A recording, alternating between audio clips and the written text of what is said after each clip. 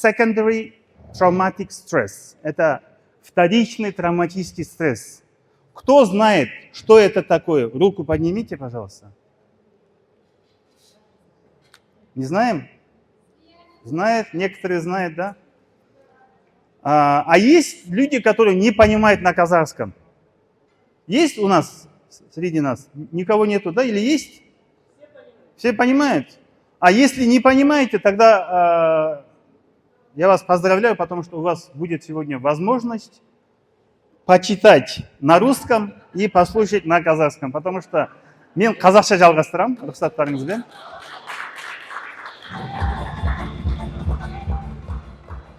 Вот представьте, пожарник. Представили, да, пожарник? И ол үстіне киім кимеген. Үстінде униформасы жоқ. Или сварщик без шлема работает. Представили? Как, нормально? Или строитель без касок. Каскасын кимеген адам. Қалай ойлайсыздар? Не ол о жерде?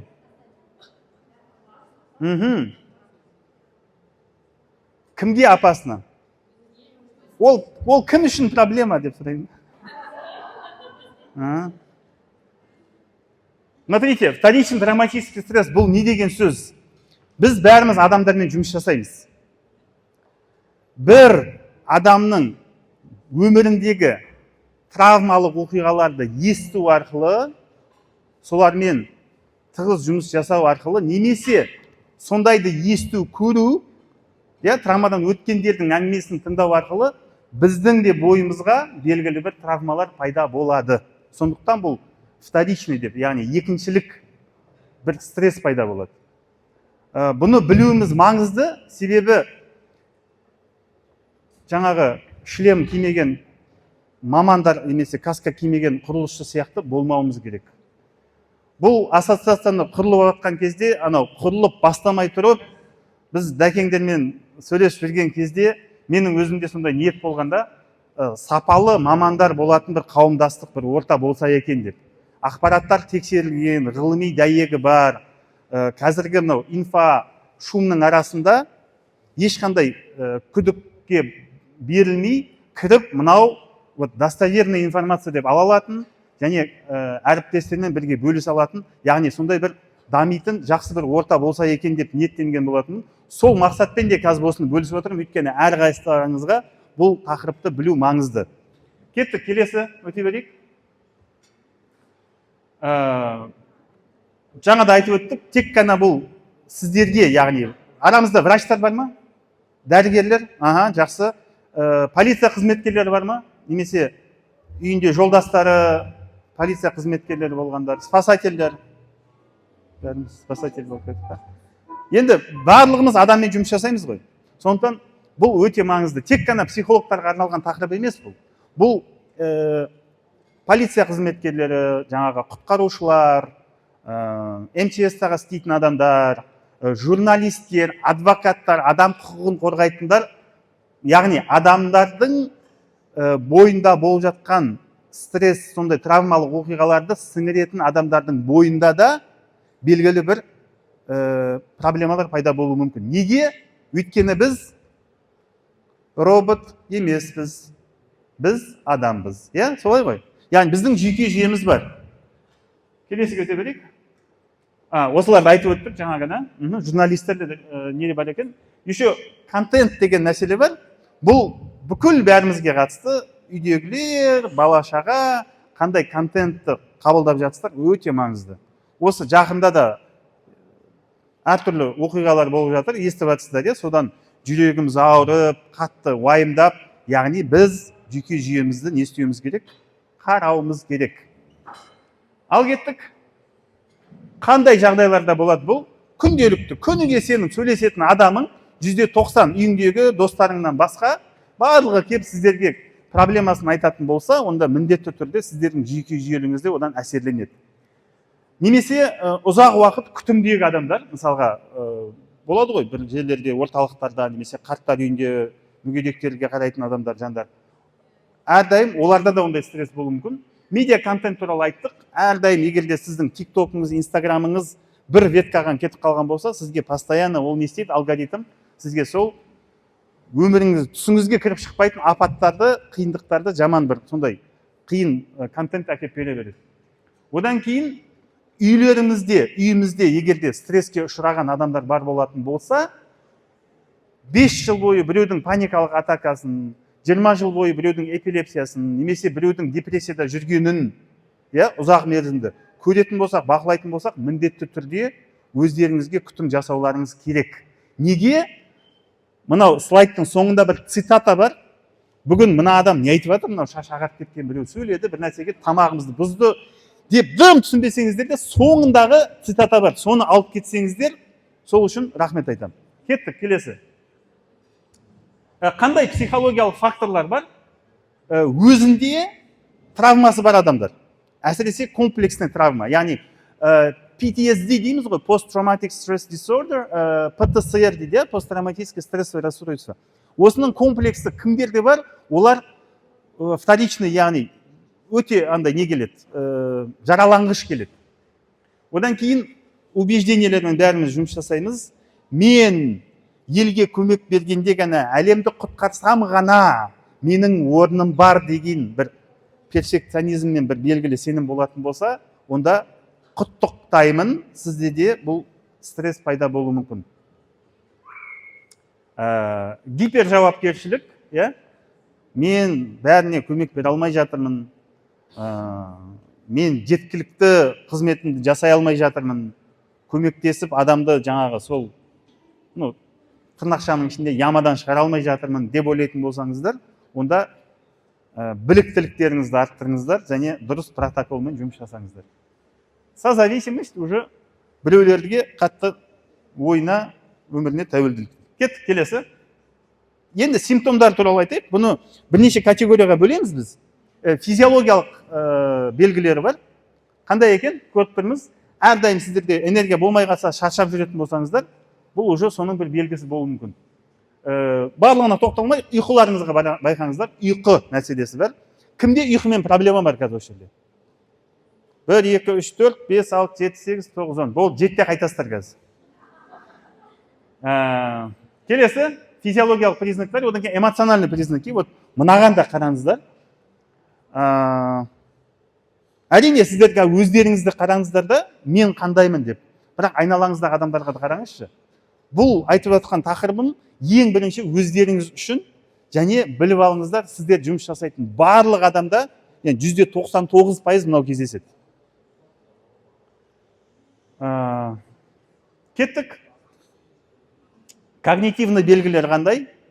Сенде жаңа brain fog болып жатса, миыңда тұман пайда болып жатса, ең соңғыға көңіл аударыңыздар. Бұл кәдімгі депрессияның бастауы ма, ортасында сериясы ма, білмеймін не деуге болады. Бұл бір жағынан жақсы шығар адамды оятуға, бірақ бұл жерде кәсіби көмек керек болады. Өмірдің мәнісі не болып кетті? Суицидальныйлармен жұмыс жасағандар бар ма? Суицидальныйлармен. Онда өте маңызды бір нәрсе, өйткені, ладно, оған кірмеймін, бірақ симптомдарын біліңіздер. На слайдты ала аласыздар содан кейін.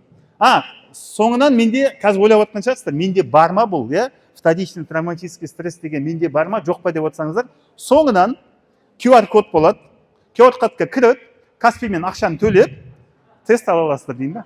Жоқ, QR-кодпен кіріп, тесттен өте аласыздар. Қазақ тілінде, орыс тілінде. Тест и на русском, и на казахском. Соңынан өте аласыздар. Келесіге өте берейік. Поведенческие признаки. Қандай? Бұны қалай байқауға болады екен? Жаңа айтып отырмын, адамдарға мотивация өшіп қалады. Жұмысына деген, вроде бы жүреді 2 жыл бойы, шауып контент түсіреді, эфирге шығады, ортаға араласады, бір қарасаң уже кетті. Ол адам футболға келмейді, айына бір кездесетін бір нәрсеге келмейді, съезге де келмейді деп қосып қояйын ба? Съезге келмегендерге үлкен сәлем. Жалпы қарым-қатынаста да проблема бола бастайды. Қараңыздар да. Келесі, енді не істейміз деген өлең бар. Іштеріңізден айтыңыздар. Не істеуге болады? Бұның шешімі қандай? Біріншіден бұл өзіміздің жеке шекарамызды қоя алу. Мысалға, каска киіп шыққан бір құрылысшы, иә, немесе шлемін киіп алған жаңағы сварщик адам, немесе арнайы киімін киіп шыққан өрт сөндірушіге, «Ей, ты эгоист, ай, ты қорқақ екенсің ғой» деп айту біртүрлі ғой, иә, дұрыс емес қой. Тура сол сияқты әркімнің өзінің шлемі бар. Біреуге шлем керек, біреуге каска керек, біреулерге вообще білмеймін, басқа құралдар керек та. Әркім өзінің жеке қауіпсіз шекарасын қойып, өзіне үңілуін сұраймын. Әрине бұл жақта қазір мына адам шығып алып, бұл батыстан келген, маған мен туралы айтатын көбіне айтты ғой. Бұл батыстан келген, бұл эгоны көтереді, біз өзімізді тыңдауымыз керек деген адамдардың өмірін байқасақ, 5 жыл, 10 жылдың ішінде депрессияға кетіп қалып жатыр. Сондықтан бұл эгоизм емес, бұл здоровый эгоизм. Өздеріңізді алыңыздар, өйткені бағана айттым, соңында бір цитата бар, соған дейін шыдаңыздар, иә? Тамақ жеп отыра берсеңіздер болады. Кеттік. Мынау нәрсеге көңіл бөлейікші. Қазір өздеріңіз іштен просто бірден 10-ға дейін бал берсеңіздер болады. Менің ұйқым қалай? Менің күнделікті қимылым қалай? Мен белгілі шақ жүрем ба? Апта сайын бір жерге барып прогулка жасайын ба? Жүгірем ба? Велосипед айдайын ба? Немесе тренажеркаға барамын ба? Әлде мен тек қана за рулем, офиста да отырам, үйде де отырам, максимум жатам. Тек қана қимылым мынау болып қалса ше, телефонмен. У меня движение постоянно мынау. Скроллинг, иә, TikTok, Instagramда былай ғана. Онда басқа мышцаларды ойланыңыздар. Тамақ тану мәселесі бар. Бұл жерге қатты кірмеймін, әркімнің өзінің талғамы әртүрлі. Бірақ бұған да байқауымыз керек. Жанұяларыңызбен, жақындарыңызбен, достарыңызбен уақыт арнайы бар ма? Бұл біздің жиналуымызда бір жай ғана ресми нетворкинг емес, бұл шынымен жүректен шыққан сөз, жүрекке жетеді. Келгендеріңізге барлықтарыңызға рахмет. Одан кейін радость и веселье дедік. Қараңыздаршы, келесі алдындағы слайдқа барайықшы. Біз бәріміз білеміз, е, триггер деген сөзді. Триггер деген сөзді білмейтіндер бар ма? Официанттар қол көтеріп жатыр. Бақытты жандар ғой олар. Триггер деген сөзді білеміз ба бәріміз? Триггердің қарама қайсы мағынасы не? Триггердің қарама қайсы мағынасы?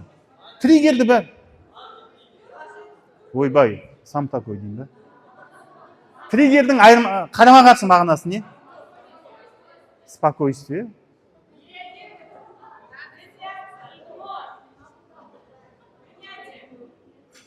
Окей. Емес, радость емес. Ана жақта радость и веселье деп жазып қойған ғой, содан оқып айтып жатыр. Кітап оқу керек ол үшін, сәл-сәл кітап. Ладно, қараңыздар, көпшілігіміз білмейміз да бұны. Негізі оның ондай не бар, қолданылатын арнайы термин бар. Мен қазір айтпайым, интриганы сақтаймыз, соңынан айтуым мүмкін. Кеттік, келесі слайд.